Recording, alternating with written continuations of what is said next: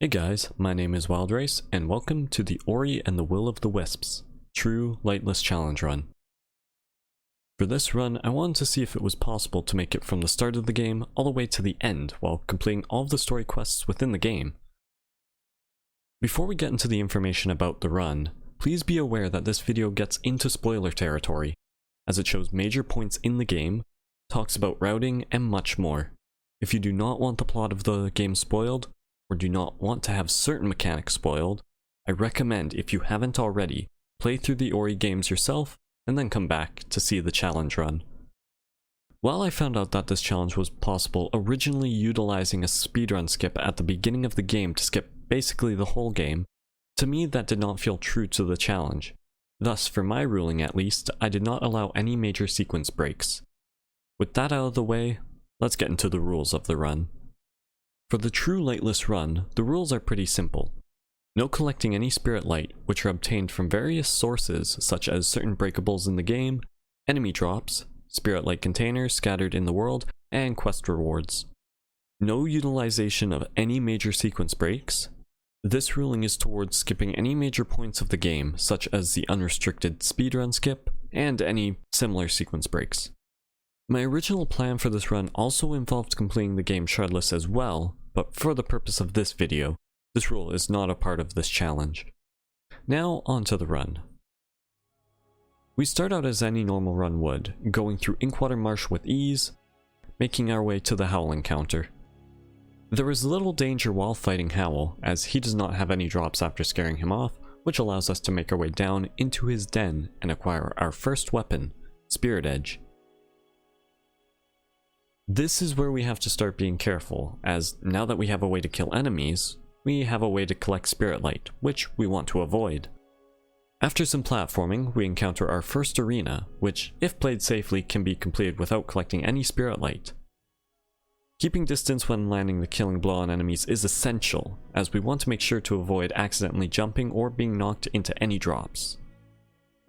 Not much more stands in our way, allowing quick collection of both the double jump and regenerate abilities. With these under our belt, we make our way upwards towards Quolock's Hollow. We run into Ophir and find out that since we do not have any spirit light, we are in turn unable to purchase any of the skills to aid us. This also goes for Twillin, whom we will run into shortly. For now, we make our way towards Quolock's Hollow, collecting Spirit Arc. The puzzles in Quolock's Hollow are pretty straightforward, not posing much of a threat to collecting spirit light, and after some careful maneuvering, we can acquire dash. We can make our way out safely and enter the first boss battle, which isn't difficult. Just make sure that when landing the final blow that you are doing so from range to avoid picking up any of the drops, as with a few bosses, you lose control during the death scene. Similar to dash, we just make our way down easily to acquire bash, and up to talk to Quolock. After he explains the situation, we make our way to Wellspring Glades and... well, that sucks. Turns out when you complete the first quest to talk with Quolock, he instantly rewards you with 200 Spirit Light, which is something I had originally glossed over, even when it is shown clearly on the map. With this initial roadblock, we now need to find a way to avoid gaining the rewards.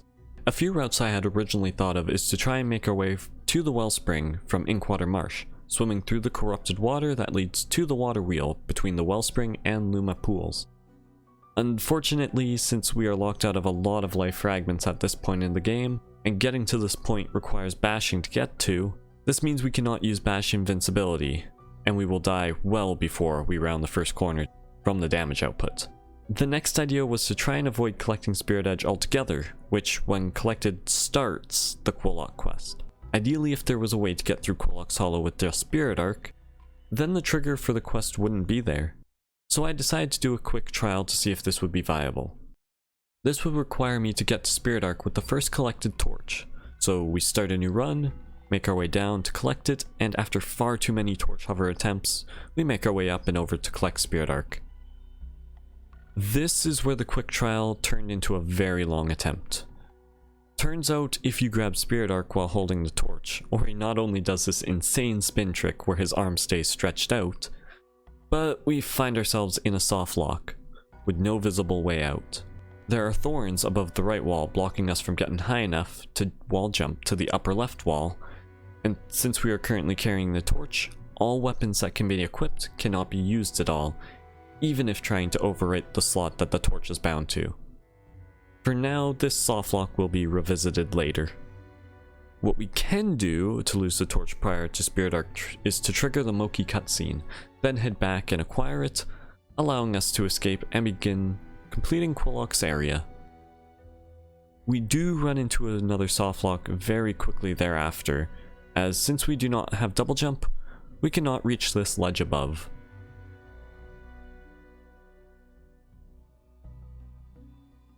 Although there may be a way to achieve getting up here, I instead decide once more to try and escape the earlier softlock.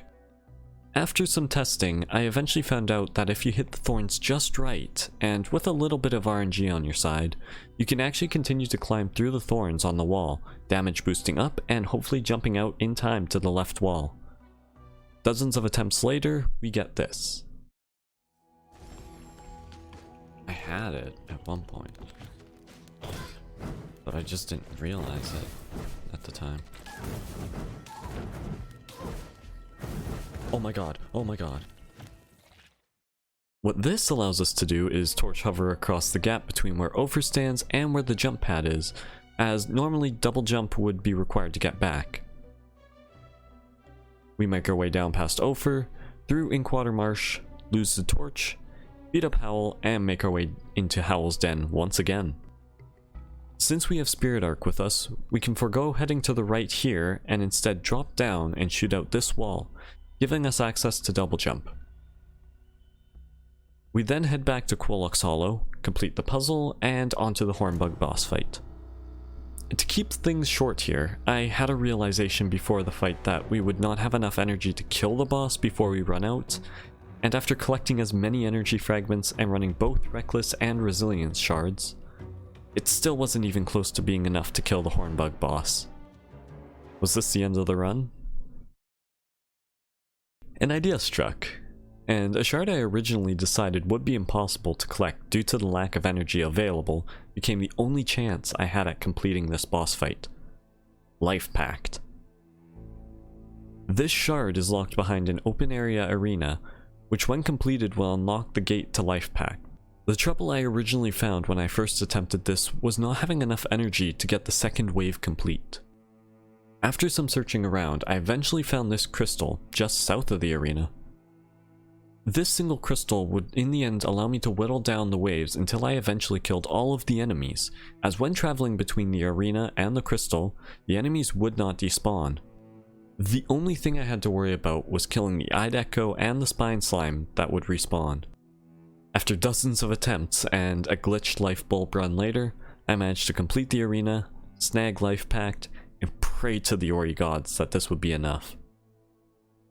Arriving back to the boss arena, jumping in and expending all energy, the fight started to look promising. Turns out that when Life Pack activates for Spirit Arc, it doesn't use much of Ori's life, a lot less than I first anticipated, especially when running Resilience. After careful dodging, the boss falls, and we can make our way up to where Quillock would hopefully not be.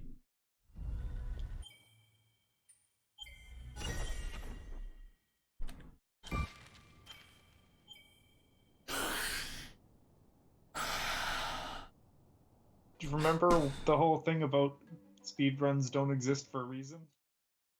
Well, with the end of the run looking to draw near, I decided to spend a little more time looking around, trying anything I could think of. Bash Invincibility, in which I found this insane spot to pull it off at, which, as earlier stated, would not help. I tried looking for potential out-of-bounds areas, but to no avail due to my skill level. And the last was a similar along to the lines of a glitch that I accidentally managed to do while attempting to do the Spirit Arc softlock, which was causing the world to unload, which I would attempt to do when encountering Quillock. After trying to replicate this glitch on Quillock, this happened.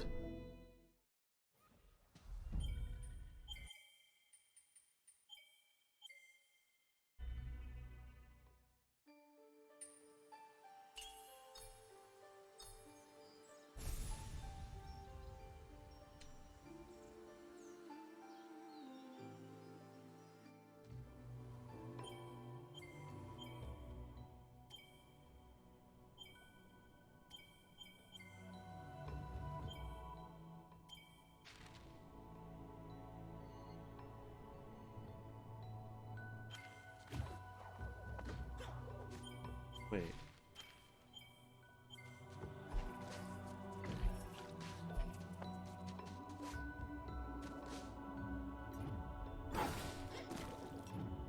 Got the quest tree, but I don't have it.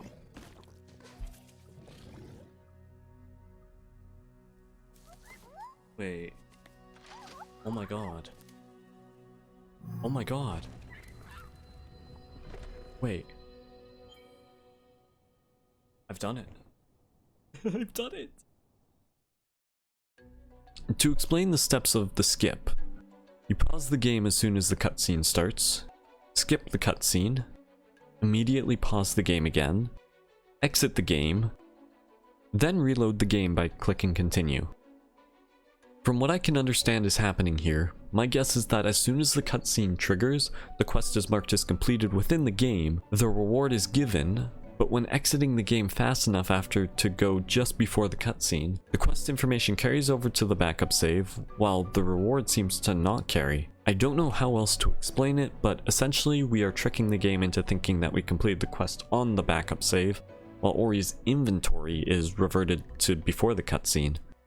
This find, although not exactly what I was expecting to happen, was the turning point in this entire run. We can now access the Wellspring Glades and the rest of the world.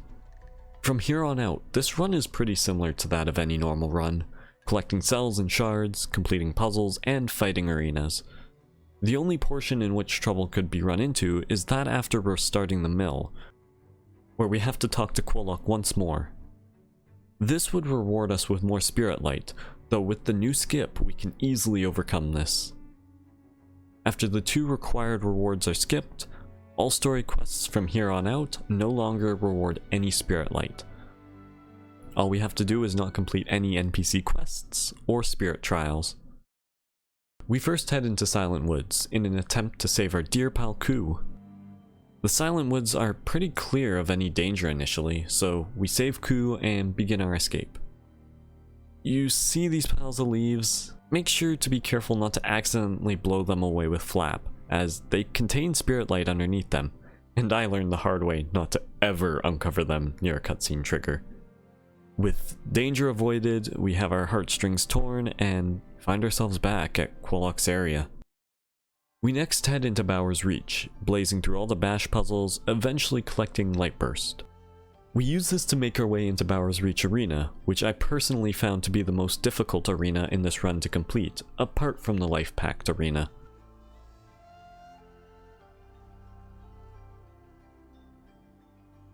Float our way up to collect our second wisp, the Memory of the Forest.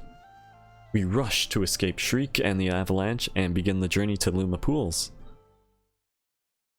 There is little danger apart from the Luma Pools arena, though I found if you stand by the entrance of the arena, you can easily complete it without collecting any spirit light.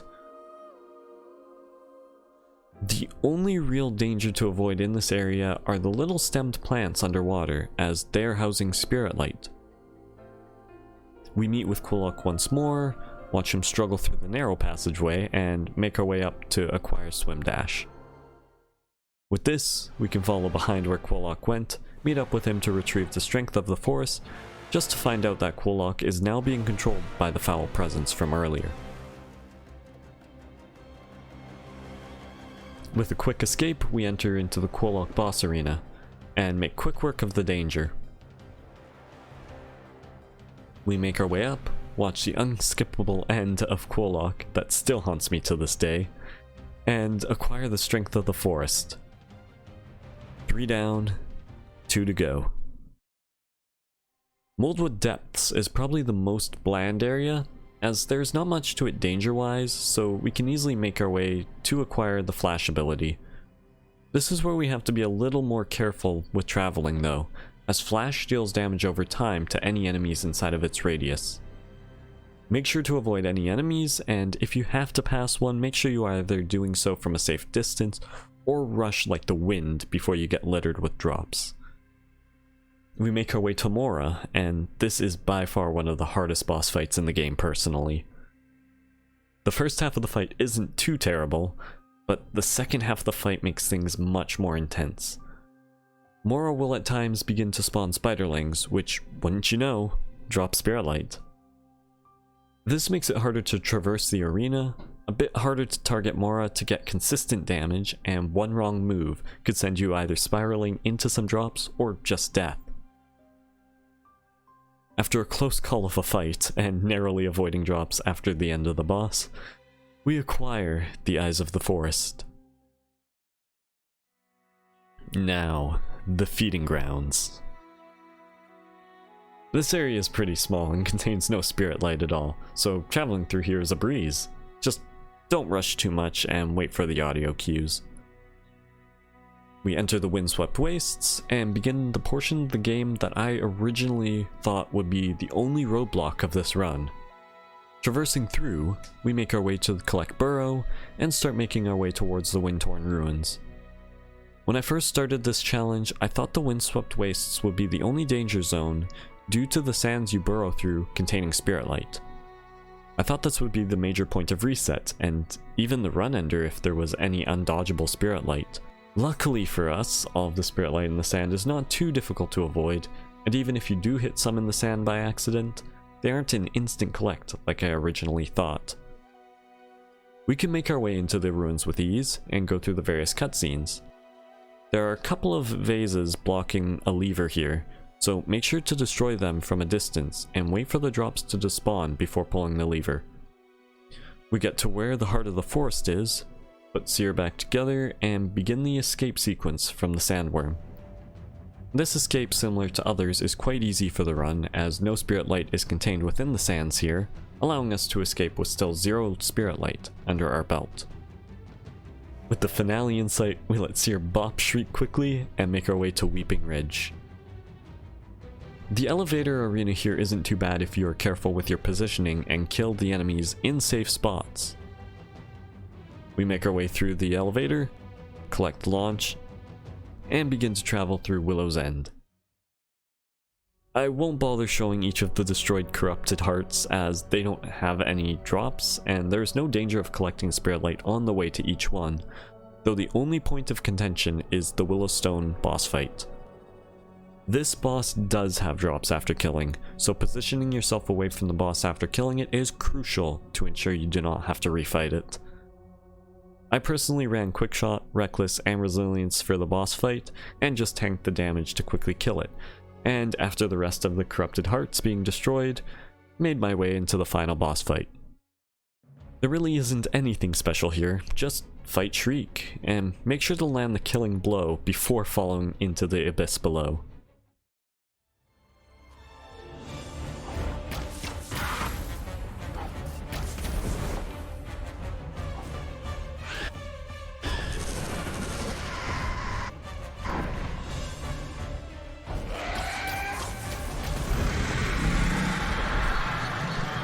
Wait. 0 spirit light. Come on, please.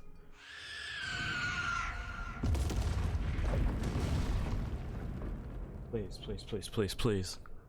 Tell me I've done it. With that, we make sure one last time that we have indeed 0 spirit light and give Ori his final walk.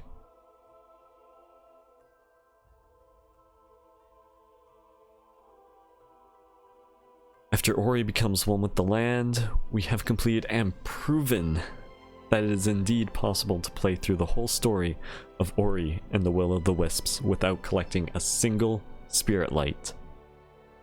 Massive props to the speedrunning community for Ori and the Will of the Wisps, as without some of the runs on there showing a few various tricks like the torch hover for example, I don't think I would have originally had the motivation to complete this run. These tricks gave me hope that this run would be possible, and after lots of testing, routing, and theorizing, all it came down to was one small, but massive find. I also want to thank some of the Discord community members that I've talked to, as even though I had completed the run prior to talking with them, hearing theories that had originally been thought of, and just the challenges that they think up there is just amazing and has me wanting to try more Ori challenges in the future, such as a true Lightless and Shardless run. To close off, I have already uploaded my whole entire 13+ hour run split into 2 parts, which shows some of the tricks that weren't shown here, that I feel could have some potential uses for future challenges, or even just future skips. Part 1 contains all of the theorizing, routing, and planning of the run along with some of the cool finds, while Part 2 shows the found skip along with the proper run and its completion. I highly recommend this challenge run to anyone who is looking for some fun, and I definitely challenge those to even try taking this run one step further with trying it out shardless, and even potentially cellless. Well, with that, thank you so much for watching, and I will see you all again. Goodbye!